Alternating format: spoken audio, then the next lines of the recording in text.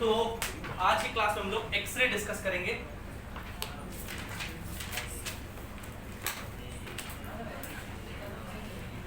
X ray, चलिए बात करें एक्सरे क्या है। तो इलेक्ट्रोमैग्नेटिक स्पेक्ट्रम का, इलेक्ट्रोमैग्नेटिक वेव का एक सेकंड हाईएस्ट फ्रीक्वेंसी वाला जो वेव है उसका नाम है एक्सरे। सबसे हाईएस्ट फ्रीक्वेंसी वाला कौन है? Gamma ray. तो उससे सेकंड हाईएस्ट ठीक है एक्सरे होता है। एक्सरे के बाद गामा रे होता है। एक्सरे नाम इसलिए पड़ा था कि पहली बार जब इसको देखा गया था तो इसके बारे में पता नहीं था लोगों को। रॉयंटिगन नाम का एक साइंटिस्ट था, उसने देखा, तो इसलिए इसका नाम एक्सरे दे। हम लोग मानते हैं ना मैथ्स में कि कोई भी चीज अगर let suppose it is x है तो कोई अननोन चीज को क्या मानते हैं, इसीलिए अननोन था, इसलिए इसका नाम क्या रख दिया गया था, एक्सरे। बाद में इसके बारे में बहुत रिसर्च हुआ, बहुत लोगों ने ढूंढा, उसको प्रोड्यूस किया गया, तो वो सारी चीज हम लोग भी डिस्कस करेंगे। वो सारी चीज किया गया तो एक्सरे के बारे में खूब डिटेल में पता चला कि क्या क्या इसका प्रॉपर्टीज है, क्या किस नियम को फॉलो करता है, वो सारे नियम हम लोग पढ़ेंगे। तो एक्सरे के बारे में 2-3 लाइन लिखिए। X-rays are highly energetic. X-rays are highly energetic electromagnetic rays. Highly energetic electromagnetic wave having second highest frequency. Having second highest frequency. Having second highest frequency in electromagnetic spectrum.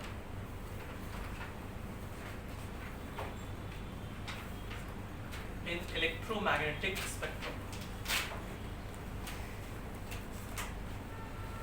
Having second highest frequency in electromagnetic spectrum. इसका जो wavelength होता है ये angstrom range में होता है। The wavelength of X-rays, the wavelength of X-rays lies in angstrom range. Around 1 angstrom इसके आसपास ही होता है। ठीक है, एक्सरेज कैसे प्रोड्यूस होते हैं इसके बारे में समझिए जरा। तो जब किसी मेटल प्लेट को फास्ट मूविंग इलेक्ट्रॉन आके स्ट्राइक करता है, इलेक्ट्रॉन आके इसको क्या किया, इलेक्ट्रॉन जो वी वेलोसिटी से आया इस मेटल प्लेट को क्या किया, तो यहां से एक्सरेज प्रोड्यूस होते हैं। Don't you think it is just opposite to the photoelectric effect phenomena? Photoelectric effect में क्या होता है, लाइट आता है, इलेक्ट्रॉन निकलता है। इसमें क्या हो रहा है, इलेक्ट्रॉन मेटल प्लेट को स्ट्राइक करता है तो एक्सरे निकलता है। और इसको रॉयंटिगन नाम का साइंटिस्ट ने बनाया था सबसे पहले, रॉयंटिगन।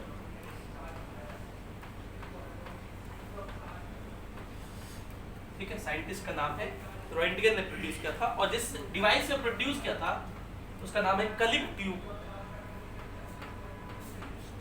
बड़ा खतरनाक नेम सब है, ध्यान रखिए, कलिप ट्यूब। तो इसके बारे में एक लाइन लिख लीजिए, ये डायग्राम बना करके।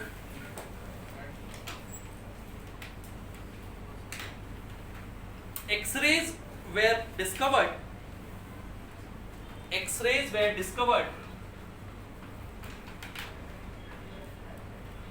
by W.C. Roentgen. W.C. Roentgen. X-rays were discovered by W.C. Roentgen in 1895. In 1895, and therefore, X-rays are also known as. And therefore, X-rays are also known as Roentgen rays.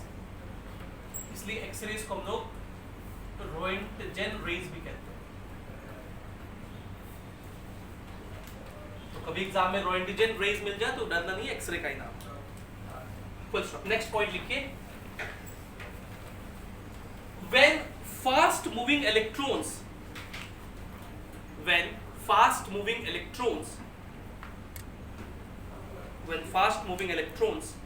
strike a target of high melting point, strike a target of, देखिएगा target में क्या क्या property होना चाहिए, high melting point and high atomic weight,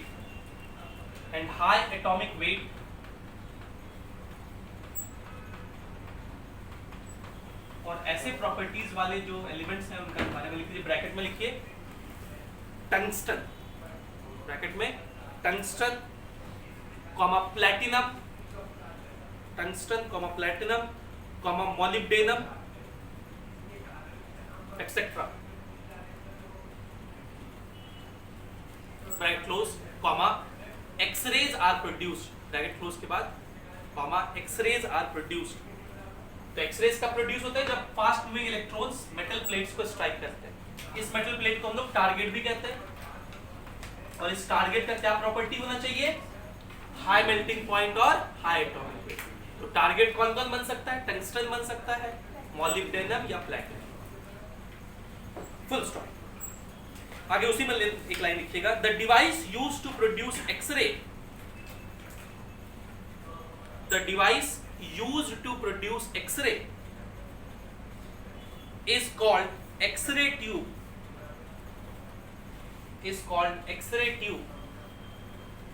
or Kulik tube, ये Kulik tube।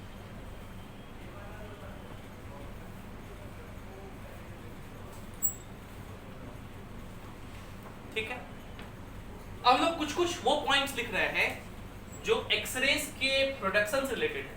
X ray जब produce होता है तो इससे रिलेटेड कुछ पॉइंट्स लिख रहे हैं, तो कुछ पॉइंट्स लिखिए। एक पॉइंट ये लिखना है, greater the number of electrons, striking the target metal,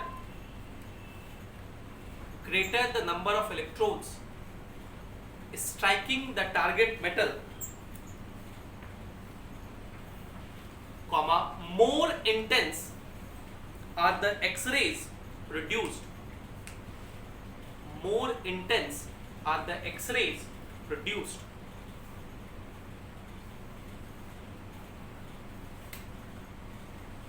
ठीक है, मतलब जितना ज्यादा इलेक्ट्रॉन आएगा उतना ज्यादा इंटेंसिटी का एक्सरे निकलेगा। ठीक है, कम इलेक्ट्रॉन आएगा तो कम इंटेंसिटी का एक्सरे निकलेगा। नेक्स्ट पॉइंट ये है कि जितना भी इलेक्ट्रॉन्स आता है उसका सिर्फ 1% एक्सरे प्रोड्यूस कर पाता है। जितना भी इलेक्ट्रॉन आया उसके एनर्जी का सिर्फ 1% किसमें कन्वर्ट होता है, एक्सरे की एनर्जी। बाकी इलेक्ट्रॉन का एनर्जी लॉस हो जाता है, किसके फॉर्म में, हीट के फॉर्म में। इसीलिए जो कूलिंग ट्यूब होता है या ये जो एक्सरे ट्यूब है, इसको कूल करने का बहुत जरूरत पड़ेगा। इसको कूल करने का, क्योंकि बहुत ज्यादा हीट जनरेट हो रहा है, इसलिए कूलिंग मैकेनिज्म खूब अच्छा होना चाहिए, नहीं तो एक्सरे प्रोड्यूस नहीं हो पाएगा, वो ट्यूब ब्लास्ट कर जाएगा। इसलिए बहुत अच्छा कूलिंग मैकेनिज्म होना चाहिए। तो ये अगला पॉइंट लिखना हम लोग को, only about 1% of incident electrons energy, only about 1% of incident electrons energy is converted into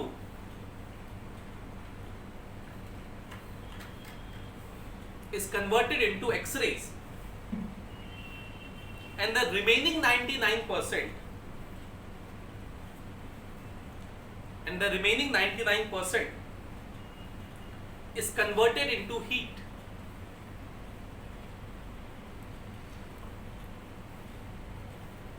Full stop.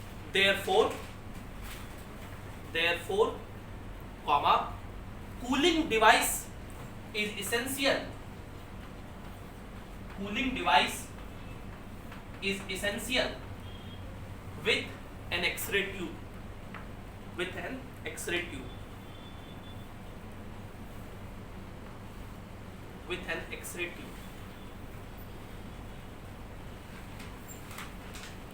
एक पॉइंट और लिखना है हम लोग को, जो एक्सरे प्रोड्यूस हुआ उसको हम लोग दो भाग में डिवाइड करते हैं। एक को बोलते हैं हार्ड एक्सरे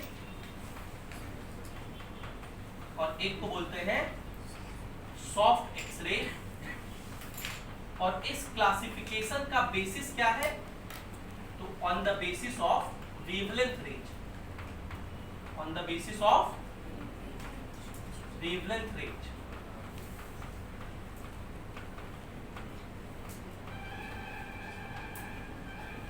ठीक है, और क्या बेसिस है, कैसे डिवाइड किए हैं? अगर वेवलेंथ कम होगा तो फ्रीक्वेंसी ज्यादा होगा। तो अगर वेवलेंथ 4 एंगस्ट्रॉम से कम है, अगर 4 एंगस्ट्रॉम से, तो फ्रीक्वेंसी ज्यादा होगा और पेनिट्रेशन पावर भी ज्यादा होगा। फ्रीक्वेंसी ज्यादा तो पेनिट्रेशन पावर ज्यादा। ऐसे एक्सरे को हार्ड एक्सरे कहते हैं। और अगर वेवलेंथ 4 एंगस्ट्रॉम से ज्यादा हो गया, वेवलेंथ ज्यादा तो फ्रीक्वेंसी, पेनिट्रेशन पावर भी कम, तो इसको बोलेंगे सॉफ्ट एक्सरेज। ठीक है, तो ये लिख लीजिए।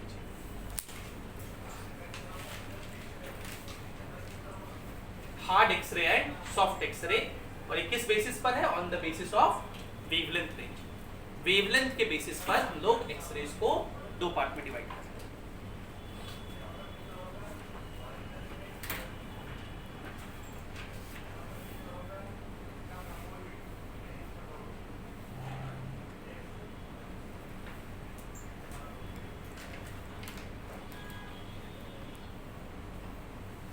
एक्सरेज बेसिकली इलेक्ट्रोमैग्नेटिक वेव है, तो इसका सारा कैलकुलेशन इलेक्ट्रोमैग्नेटिक वेव के ही जैसा होगा। जैसे अगर हम पूछे कि एक्सरे का फ्रीक्वेंसी एनर्जी कितना होगा, तो कितना होता है किसी भी इलेक्ट्रोमैग्नेटिक वेव का एनर्जी? hc by लैम्डा या h into f है ना। तो इस पे एक सवाल कर लेते हैं। कल को आपसे एक्सरे बोल करके कोई सवाल पूछा जा सकता है, तो आप डरे ना उसके बारे में। लिखिए एक सवाल।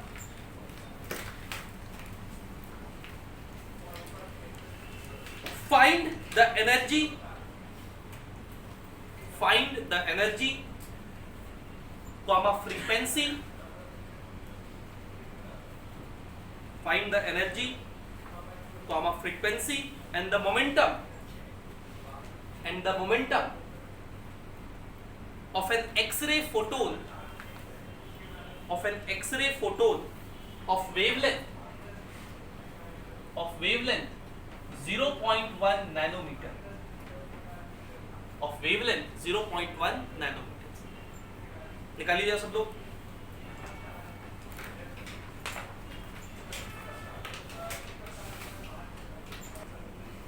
तो ये सवाल तो बहुत आसान सा है। एनर्जी हम लोग पहले भी सीखे हैं। एनर्जी क्या होता था? hc by lambda. और इसको सीखे थे कि अगर आप एनर्जी hc को 12400 लिख दो और वेवलेंथ एंगस्ट्रॉम में लिखो, तो एनर्जी किस में आएगा? Electron volt. 12400 by wavelength 0.1 nanometre का मतलब एक एंगस्ट्रॉम, तो 12400 इलेक्ट्रॉन वोल्ट की एनर्जी। इसको 124 किलो 12.4 किलो इलेक्ट्रॉन वोल्ट की। ये वेवलेंथ हो गया। और आपसे क्या पूछा था? फ्रीक्वेंसी। तो इलेक्ट्रोमैग्नेटिक वेव है, तो फ्रीक्वेंसी इनटू वेवलेंथ का प्रोडक्ट कितने के बराबर होता है? c। तो फ्रीक्वेंसी हो जाएगा c बाय लैम्डा। c हो गया 3 × 10⁸ और लैम्डा हो गया 1 एंगस्ट्रॉम का मतलब 10⁻⁻10 मीटर। तो फ्रीक्वेंसी हो जाएगा 3 × 10⁻18 हर्ट्ज। ये एक्सरे का फ्रीक्वेंसी हो गया। और क्या पूछा था? मोमेंटम। मोमेंटम हम लोग डी ब्रॉगली के वेवलेंथ से निकाल सकते हैं। मोमेंटम p कितना होता है? h by lambda. p कितना होता है? h by lambda. h कितना होता है? 6.6 × 10⁻34 और वेवलेंथ कितना है? 10 का पावर 1 एंगस्ट्रॉम मतलब 10⁻10। ये हो जाएगा 6.6 × 10⁻24 और मोमेंटम का यूनिट होता है kg मीटर पर सेकंड, या इसी को न्यूटन सेकंड भी लिखा। तो इस तरह से न्यूमेरिकल्स पे पूछे जा सकते हैं एक्सरे पे डायरेक्ट। इसके बाद हम लोग को एक बात लिखना है, एक्सरे का कुछ प्रॉपर्टीज होता है, जो प्रॉपर्टीज आपको याद होना चाहिए। तो लिखिए properties of X ray. Properties of X ray. Properties of X ray. Properties of X ray. सबसे पहला प्रॉपर्टी लिखिए, X rays are electromagnetic wave, X rays are electromagnetic wave of very short wavelength, of very short wavelength,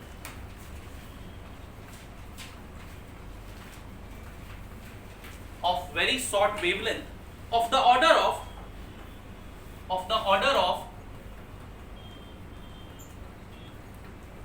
1 angstrom, 1 angstrom के order, मतलब 1 angstrom, 2 angstrom, 3 angstrom and so on, full stop।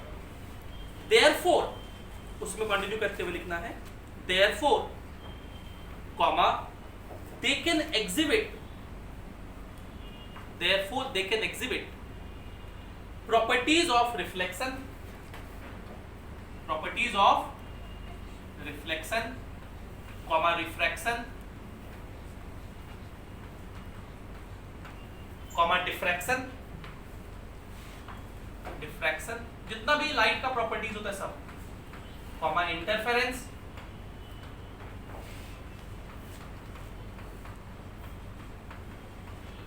comma polarization,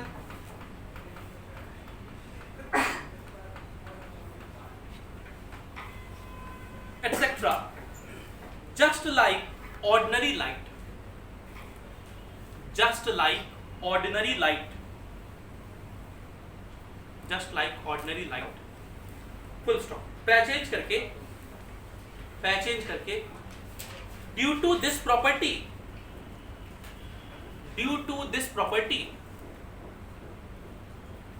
this property comma they help in the study of crystal structures, they help in the study of crystal structures, जिसको हम लोग क्या नाम दिए थे, crystallography, crystallography, ये हम लोग पहले भी लिखे हैं। और इससे रिलेटेड एक नियम था, इसका नाम था ब्रैग्स लॉ, इसका नाम क्या था, ब्रैग्स लॉ, याद है आप लोग को? क्या था Bragg's law? 2d sin theta is equals to lambda, 2d sin theta is equals to, या lambda is equals to h by p, ये लिख सकते हैं। ये था Bragg's law, 2d sin theta is equals to lambda is equals to h by p। इसमें d क्या है? d है inter atomic spacing, inter atomic spacing, ये मैंने मॉडल फिजिक्स के शुरुआती समय में आपको बताया। थीटा क्या है? Angle eight which first maxima is obtained, first maxima is obtained, angle eight which first maxima is obtained, ठीक है? तो उसको बोलते हैं ब्रैग्स लॉ, ठीक है? सेकंड पॉइंट लिखिए। सेकंड पॉइंट है कि जब एक्सरे किसी भी टारगेट को पेनिट्रेट करता है तो उसका इंटेंसिटी रिड्यूस हो जाता है। जैसे मान लीजिए अगर ये कोई टारगेट है, और एक्सरे पहले ऐसे आ रहा था, और इस एक्सरे का इंटेंसिटी I0, तो जब इस टारगेट से बाहर निकलेगा तो इसका इंटेंसिटी बदल जाएगा, I हो जाएगा। अगर इस टारगेट का थिकनेस x है तो इसका जो न्यू इंटेंसिटी I होगा वो होता है I0 e का पावर माइनस म्यू x। क्या होता है formula?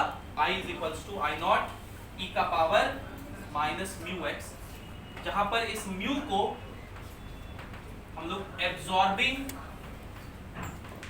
Power of target metal कहते हैं। ये मान लीजिए टारगेट मेटल है जिस पर एक्सरे इंसिडेंट हो रहा है, इलेक्ट्रॉन नहीं, ध्यान रखना क्या इंसिडेंट हो रहा है, एक्सरे। तो ये लिख लीजिए, म्यू को बोलते हैं एब्जॉर्बिंग पावर या एब्जॉर्बिंग कोएफिशिएंट, एब्जॉर्बिंग कोएफिशिएंट।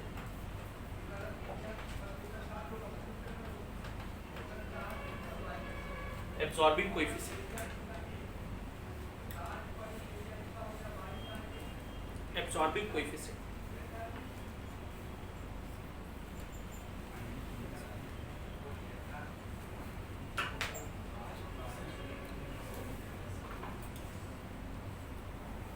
तो एक्सरे जब किसी मेटल के टारगेट को पेनिट्रेट करता है उसका इंटेंसिटी घट जाता है। इस एब्जॉर्बिंग पावर के बारे में एक दो लाइन लिख लेना है। हाँ, इस एब्जॉर्बिंग पावर के बारे में एक दो लाइन लिख लीजिए। The value of mu, the value of mu, ये जो म्यू है इसका value depends upon nature of the material. ये किस पे डिपेंड करता है? Nature of the material. Material कैसा उस पर डिपेंड करता है। Full stop. पै चेंज करके इट्स वैल्यू, मतलब म्यू की value, it's value increases with lambda. Wavelength पे भी डिपेंड करता है, एक्सरे का वेवलेंथ कितना उस पर भी डिपेंड करता है। It's value increases with wavelength, जितना ज्यादा वेवलेंथ होगा म्यू उतना ज्यादा होगा। And atomic number Z of the absorbing material, its value increases with increase in wavelength and atomic number Z of the absorbing material। और एक पॉइंट और लिखना है इसमें म्यू के बारे में। Mu is maximum for lead. Lead का एब्जॉर्बिंग कोएफिशिएंट सबसे ज्यादा होता है। लेड का एब्जॉर्बिंग कोएफिशिएंट सबसे ज्यादा होता है।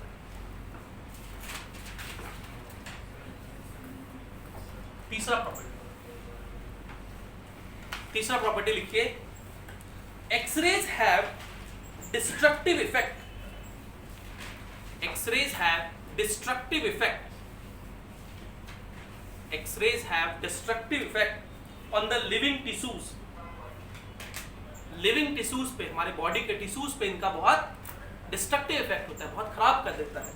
इसीलिए जो पर्सन एक्सरेज के साथ काम करता है उसे हम लेड का सूट पहना के भेजते हैं, क्योंकि लेड पर एक्सरेज इंसिडेंट होगा तो लेड का एक्सरे का एब्जॉर्बिंग कोएफिशिएंट क्या है? सबसे, तो वो एब्जॉर्ब कर लेगा, लेड ही एब्जॉर्ब कर लेगा, उस ह्यूमन को इफेक्ट नहीं पड़ेगा। मान लीजिए ये शर्ट मेरा लेड का बना हुआ, यहाँ से एक्सरे आया तो शर्ट ही एब्जॉर्ब कर लिया, मेरे स्किन तक तो गया नहीं।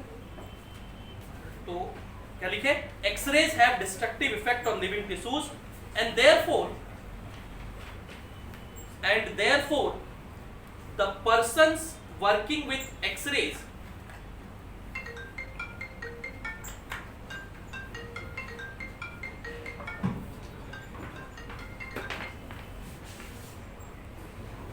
हाँ, तो क्या लिखे हम लोग? X-rays have destructive effect on living tissues and therefore the persons working with X-ray often wear, the persons working with X-ray often, OFTN, often wear lead clothes, lead clothes, lead clothes। जो person x ray से काम करते हैं उनको हम लोग क्या पहनाते हैं? लेड का कपड़ा पहनाते हैं।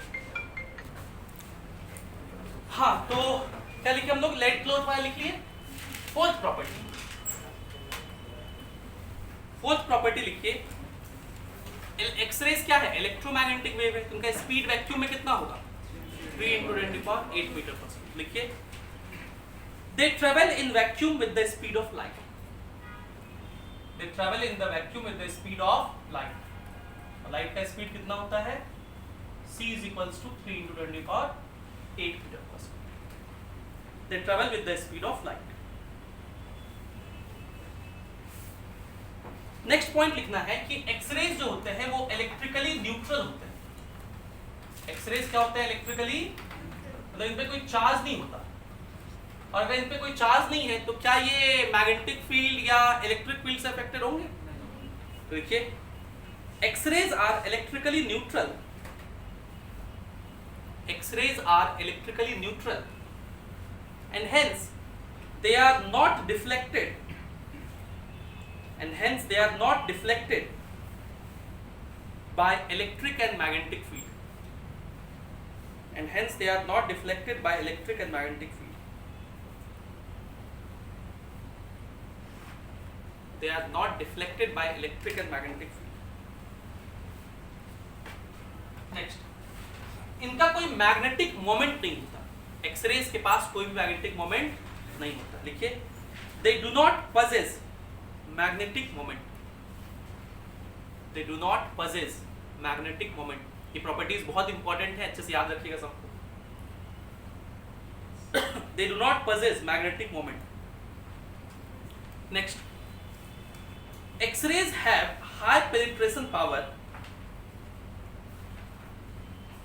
X-rays have high penetration power, and they can penetrate substances like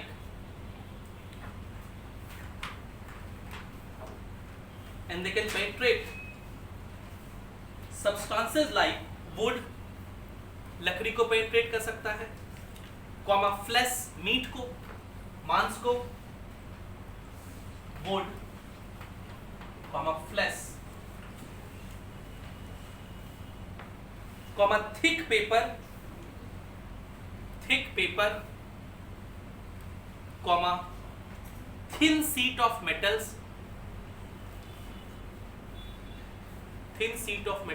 etc. But they cannot penetrate substances like lead.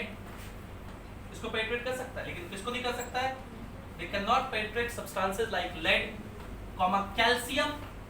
This word is very important. क्योंकि कैल्शियम कहाँ होता है? बोन्स में. और इसीलिए बोन्स में फ्रैक्चर डिटेक्ट करने के लिए हम लोग इसका यूज करते हैं, एक्सरेज का. क्योंकि जब हम अपने, मान लो पैर टूट गया है कि नहीं टूटा है, हड्डी पता करना है, तो पैर का एक्सरे करवाएंगे. तो जो मांस है, फ्लैश है, उससे तो एक्सरे पास कर जाएगा, लेकिन जो बोन्स है उससे पास, तो बोन का डायग्राम आपको उस पेपर पे दिखेगा, इमेज दिखेगा, और उस पेपर में हम लोग देख के बता सकते हैं कि बोन्स टूटा कि नहीं टूटा. तो they cannot penetrate substances like lead, calcium, barium sulfate. Barium sulphate का फार्मूला क्या होता है? BaSO4 etc. Barium sulphate etc. Next point, 7वां पॉइंट हुआ, 8वां हुआ मेरे हिसाब से, 8वां है, 8वां है. ठीक है.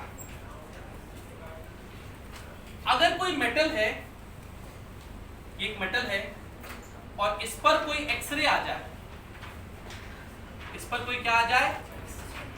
सो इट्स लाइक कोई लाइट एनर्जी आ गया इस पर, तो यहां से क्या निकलेगा? इलेक्ट्रॉन निकलेगा, and this is known as what? Photo electric effect. तो एक्सरेज के हेल्प से हम लोग फोटो इलेक्ट्रिक इफेक्ट भी करवा सकते हैं. तो लिखिए, when incident on certain metals,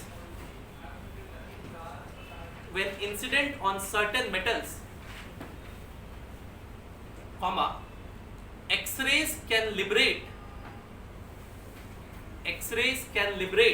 electrons.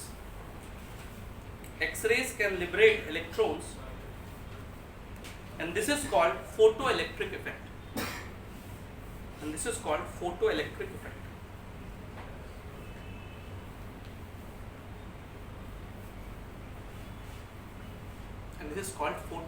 effect. ये डायग्राम आप चाहे तो बना सकते हैं. 10 पॉइंट है एक्सरे के बारे में.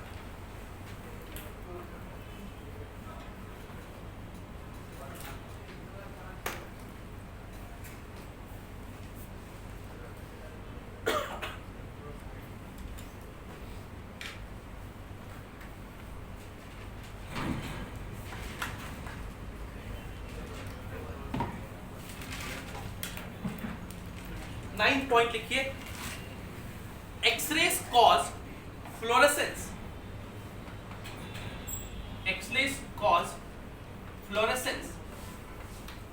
फ्लोरेसेंस क्या होता है कि जब वो उस मटेरियल को टकराते हैं तो वहां पे ब्राइट स्पॉट बनता है, चमक पैदा होता है, इसको बोलते हैं fluorescence. So X-rays cause fluorescence in many substances like barium, cadmium, and zinc sulfide, ZNS, zinc sulfide ZNS। और आखिरी पॉइंट, एक्सरेज जब प्रोड्यूस होते हैं तो वो दो तरह से प्रोड्यूस हो सकता है। एक्सरेज कितने तरह से प्रोड्यूस हो सकता है? एक को बोलते हैं कॉन्टिन्यूअस एक्सरे और एक को बोलते हैं कैरेक्टरिस्टिक एक्सरे। एक को बोलते हैं कॉन्टिन्यूअस एक्सरे, दूसरे क्या बोलते हैं? लिखिए, in X ray tube comma two types of X rays may get formed, two type of x-rays may get formed। Hyphen देखिए, पहले लिखिए ए नंबर में कॉन्टिन्यूअस एक्सरे,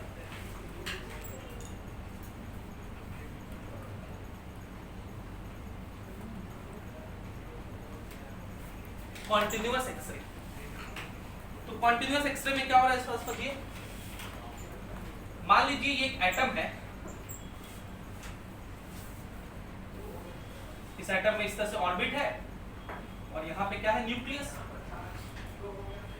ठीक, अब जब कोई इलेक्ट्रॉन इस मेटल के एटम में इंटर किया, ये एक इलेक्ट्रॉन है जो कितने एनर्जी से आया? मान लेते हैं इसका काइनेटिक एनर्जी k है, इसका मैक्सिमम वैल्यू कितना होगा? Half m v max square, या इसको E इंटू v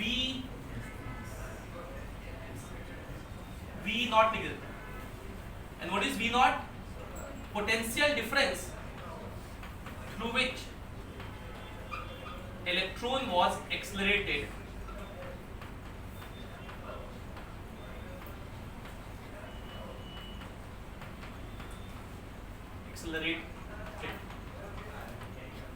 तो इतना एनर्जी से ये इलेक्ट्रॉन आ रहा था। जैसे जैसे ये एटम में इंटर करता है, ये डी एक्सलरेट करता है। ये इलेक्ट्रॉन क्या करता है? डी एक्सलरेट करता है। अगर इलेक्ट्रॉन डी एक्सलरेट कर रहा है तो उसका वेलोसिटी घटेगा कि बढ़ेगा? घटेगा। उसका एनर्जी बढ़ेगा कि घटेगा? बढ़ेगा। अरे वेलोसिटी घटा तो एनर्जी घटा ना जी, काइनेटिक एनर्जी घट गया। वही एनर्जी किसके फॉर्म में प्रोड्यूस होता है? एक्सरे के फॉर्म।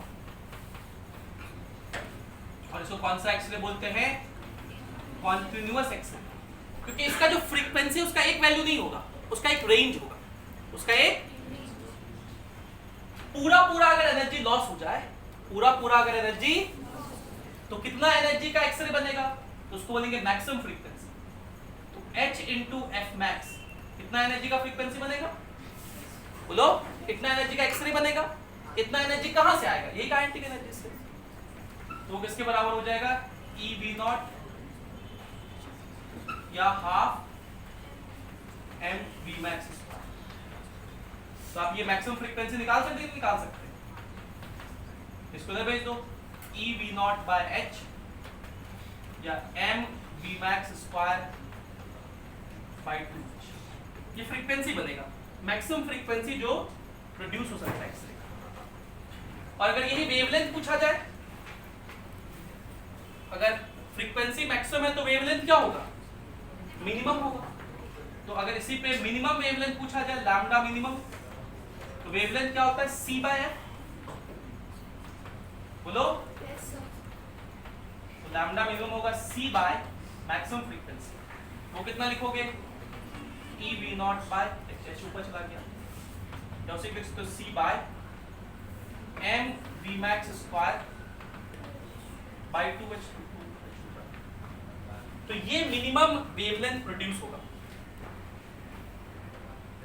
मतलब जो एक्सरे प्रोड्यूस होगा उसका एक मिनिमम वेवलेंथ इतना होगा, उससे ज्यादा कोई भी वेवलेंथ का एक्सरे मिल सकता है। इसको बोलेंगे continuous.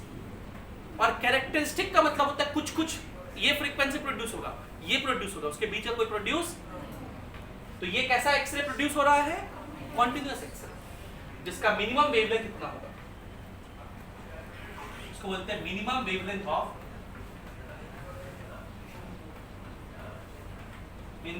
Of X-ray, continuous x ray.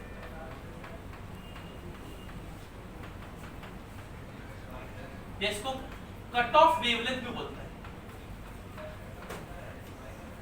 Cut off wavelength. और इस बात को सबसे पहले जिसने एक्सप्लेन किया था दो साइंटिस्ट, एक का नाम था डुआन, एक का नाम था हंट।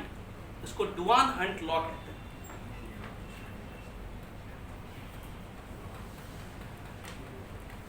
कॉन्टिन्यूअस एक्सरे को एक्सप्लेन करने वाले दो साइंटिस्ट थे, डुआन और हंट।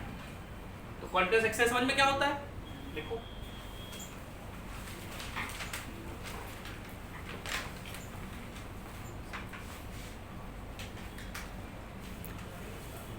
तो इसमें एक लाइन लिख लीजिए और एक सवाल कर लेंगे हम दोनों इसके ऊपर। कॉन्टिन्यूअस एक्सरे पर लिखिए, continuous X-ray, continuous X-ray consists of, continuous X-rays consists of radiation of all possible wavelength, consists of radiations of all possible wavelength greater than a definite short wavelength limit। तो ये जो minimum wavelength है इससे ज्यादा कोई भी हो सकता है, greater than a definite short wavelength limit.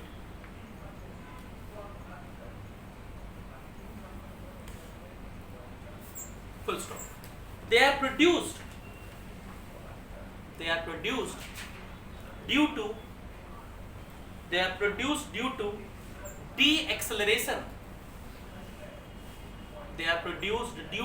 de-acceleration of electrons passing near heavy nucleus।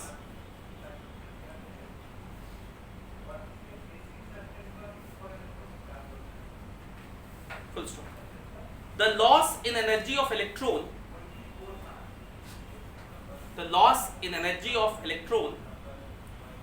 during retardation is emitted in the form of continuous X-ray। Is emitted in the form of continuous X-ray।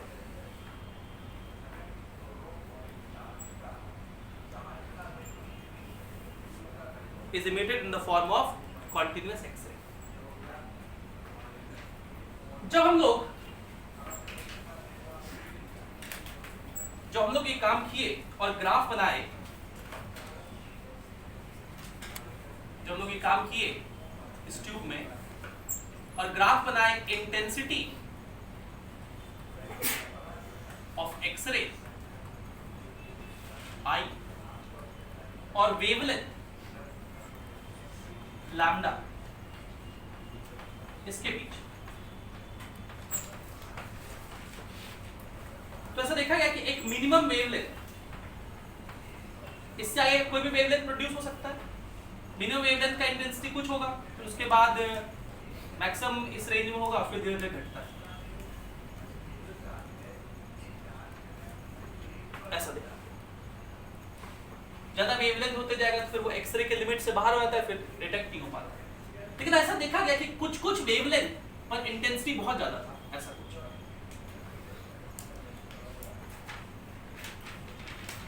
तो ये तो continuous x ray है, लेकिन ये ज्यादा intensity अचानक से क्यों मिल गया, इसी का नाम दिया गया कैरेक्टरिस्टिक एक्सरे। कैरेक्टरिस्टिक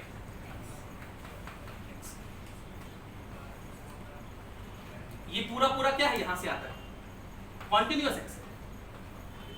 ये सारा वेवलेंथ आपको मिल रहा है। आप चाहो तो इसको ऐसे थोड़ा दिखा सकते हो ताकि एक बहुत रेंज में कुछ भी हो सकता है।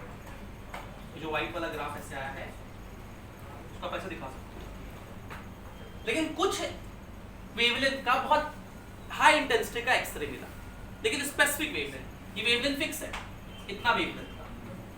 सिमिलरली ये वेवलेंथ, तो इन दोनों वेवलेंथ या दो या तीन जो भी मिलेंगे उसको बोलते हैं कैरेक्टरिस्टिक एक्सरे, जिसका एक गिवन वेवलेंथ गिवन फ्रीक्वेंसी होगा, उसका रेंज नहीं है। जैसे कॉन्टिन्यूअस एक्सरे का रेंज है, कैरेक्टरिस्टिक एक्सरे का रेंज इस फ्रीक्वेंसी का एक्सरे निकला, क्यों निकला वो जानना है। लेकिन उससे पहले ये ग्राफ आप बनाइए और एक सवाल पहले कर लें। एक सवाल जो कॉन्टिन्यूअस एक्सरे से खूब पूछा जाता है, find cut off wavelength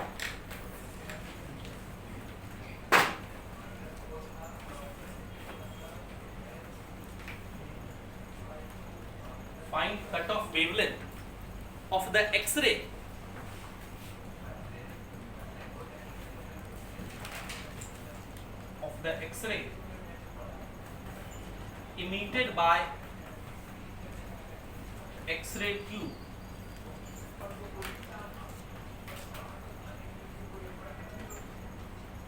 operating at 30 kV.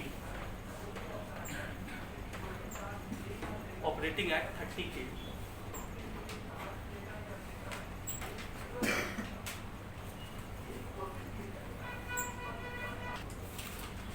तो मिनिमम वेवलेंथ निकालना है, कट ऑफ वेवलेंथ। ये फॉर्मूला था hc by ev not, hc by ev not. Lambda minimum का क्या फॉर्मूला था, hc by ev not. hc का वैल्यू हम लोग जानते हैं 12400 इलेक्ट्रॉन वोल्ट में होता है, और ये इलेक्ट्रॉन तो लिखे ही। और v नॉट ये है ऑपरेटिंग वोल्टेज, कितना से एक्सलेट कर रहा है, कितना है 30 किलो इलेक्ट्रॉन वोल्ट, तो सॉरी 30 किलो वोल्ट, मतलब 30 × 10⁻³ वोल्ट, इतना एंगस्ट्रॉम का यूनिट। अगर आप 12400 लिखते हैं तो वेवलेंथ किस में लिखना होता है, एंगस्ट्रॉम। और ये 12400 किस में आता है, इलेक्ट्रॉन वोल्ट, क्योंकि ये ई तो कट जाएगा और ये वोल्ट वोल्ट भी कट जाएगा। ये बेसिकली कितना हो जाएगा 12400 बाय ये 0 भी काट दो, 1 0 1 0, तो इससे कटेगा क्या 4 141.33 और 100 से डिवाइड करें तो 0.4133 एंगस्ट्रॉम। तो सीधा सीधा कट ऑफ वेवलेंथ का फॉर्मूला ऐसे निकाल के पुट कर सकते हैं, आप सॉल्व कर सकते हैं। चलिए आखिरी पॉइंट जो आपको लिखना है बी नंबर में, वो है characteristic x ray.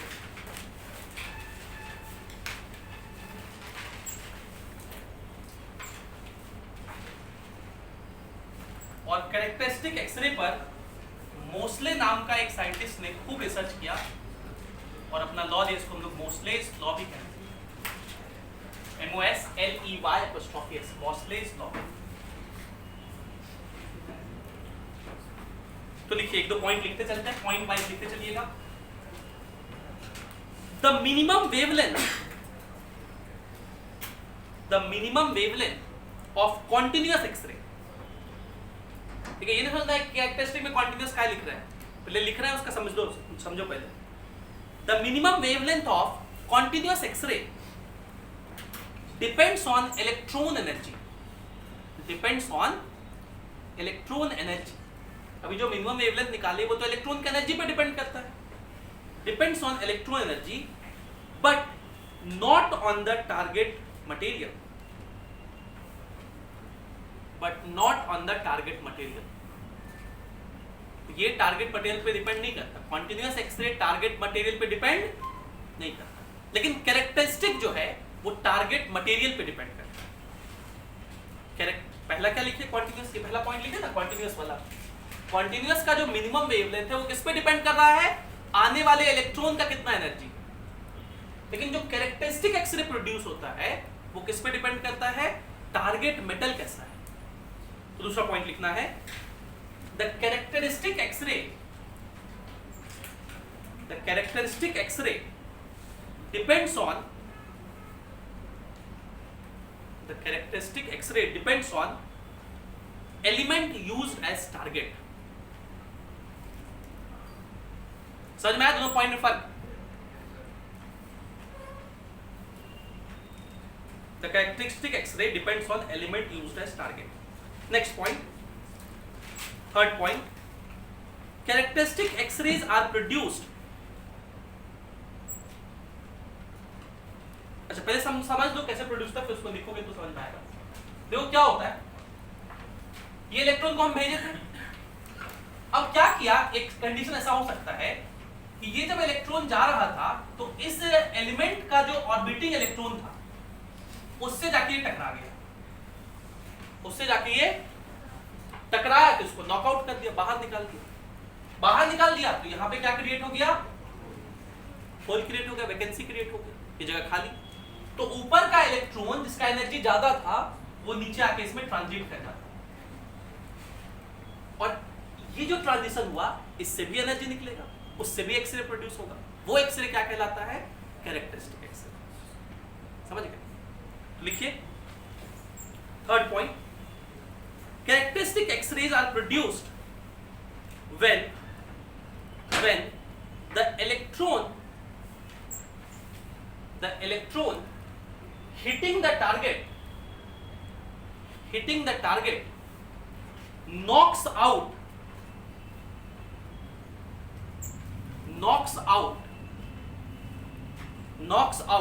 an atomic electron, atom के इलेक्ट्रॉन को, an atomic electron from the inner energy level,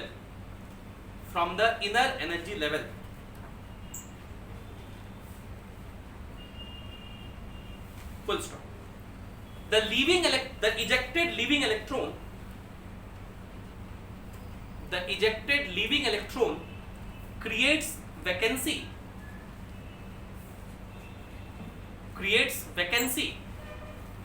which is filled by electron falling from higher energy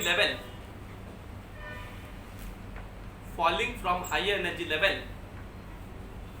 and the energy difference is emitted as characteristic X-ray,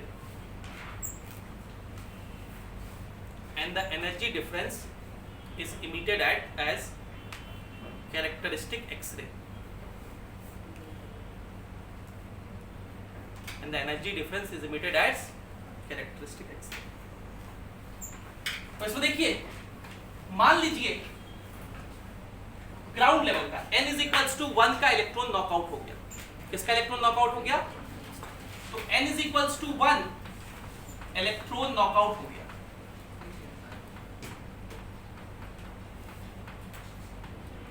n = 1 को कौन सा cell कहते हैं?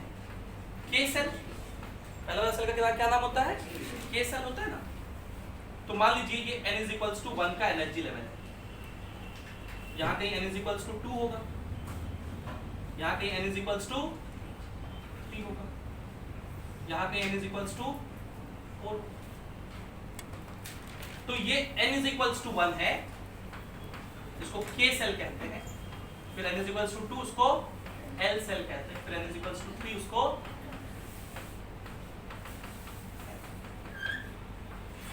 कहां पे vacancy create हुआ है? पहले लेवल पर।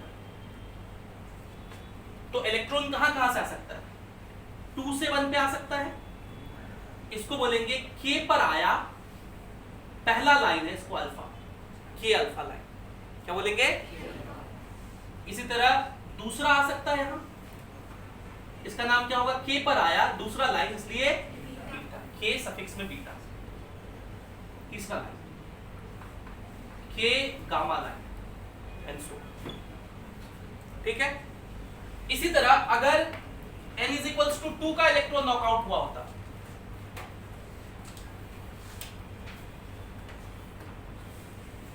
तो कहां पे इलेक्ट्रॉन ट्रांजिट होते हैं? n = 2 पर।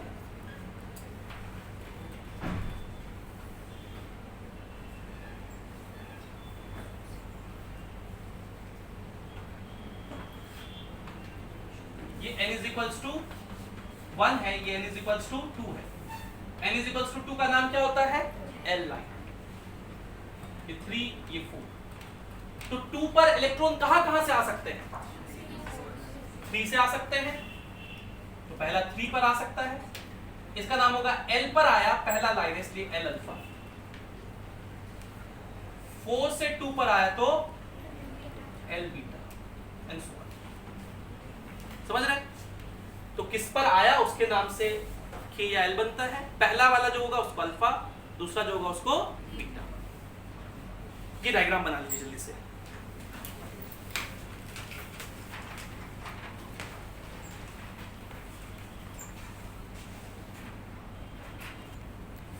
चलिए, तो मूसले ने किसी भी लाइन का फ्रीक्वेंसी निकालने का फॉर्मूला दिया।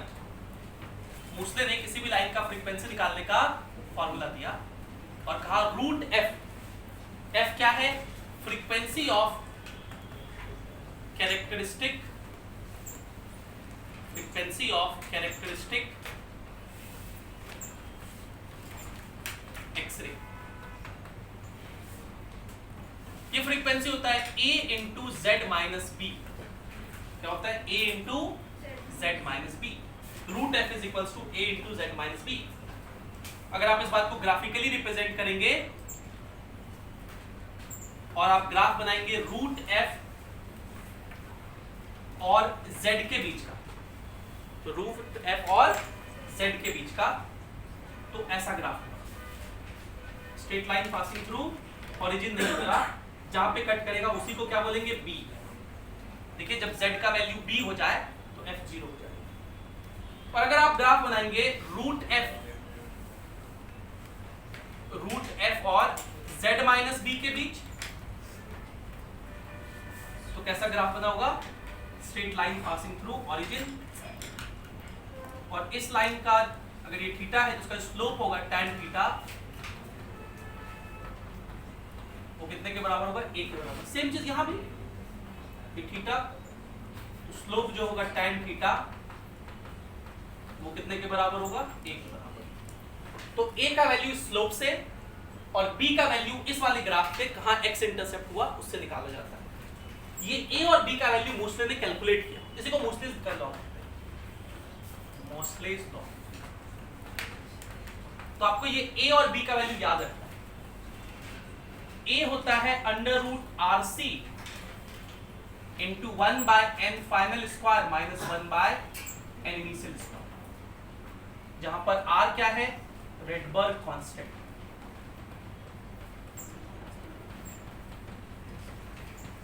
इसका वैल्यू आप जानते हैं 1.1 इंटू 10⁷ मीटर इनवर्स होता है।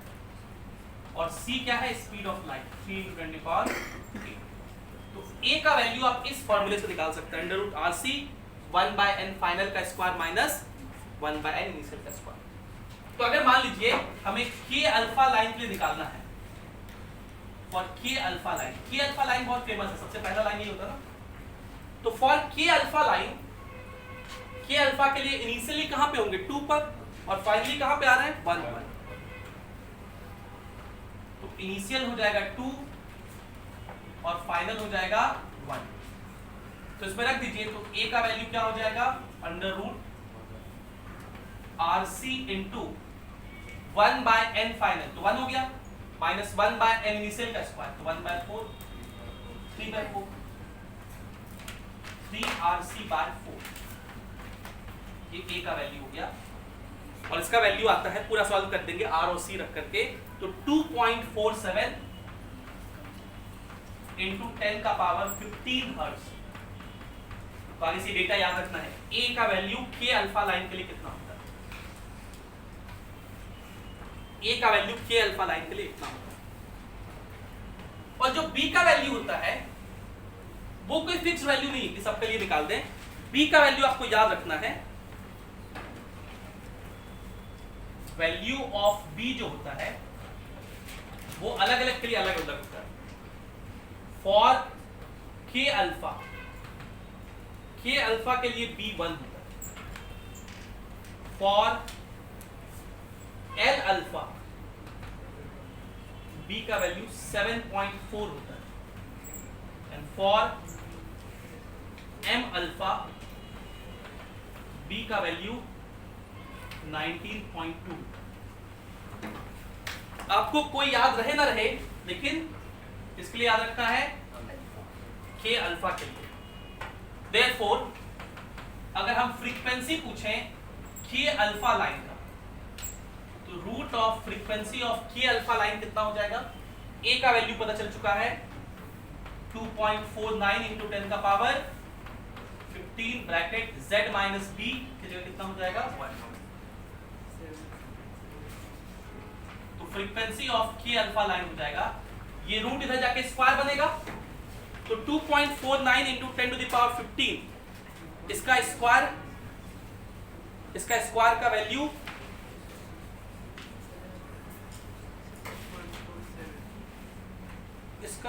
वैल्यू दे दिया होगा इसमें।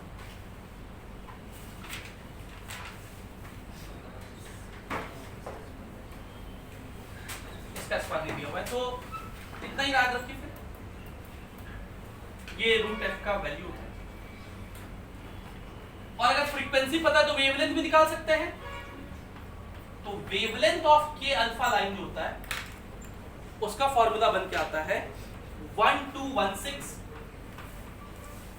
बाय z माइनस 1 का स्क्वायर एक्स स्क्वायर। फ्रीक्वेंसी लिखेंगे तो रूट उधर जाएगा तो स्क्वायर बनेगा ना, z माइनस 1 का स्क्वायर आएगा फ्रीक्वेंसी में ऊपर में, तो वेवलेंथ के लिए c बाय फ्रीक्वेंसी करोगे, इसलिए z माइनस 1 नीचे आ जाएगा। तो ये याद रखना है कि अल्फा लाइन का वेवलेंथ और फ्रीक्वेंसी का फॉर्मूला याद रखना है। डायरेक्ट पूछा जाता है, टंगस्टन दे देगा, उसका z दे देगा, पूछेगा बताइए फ्रीक्वेंसी की अल्फा लाइन में कितना है। So this is all that you know need to know in X ray. वक्त आ गया कहने का कि इति श्री रेवाखंडे एक्सरे समाप्तम। Bye bye, take care.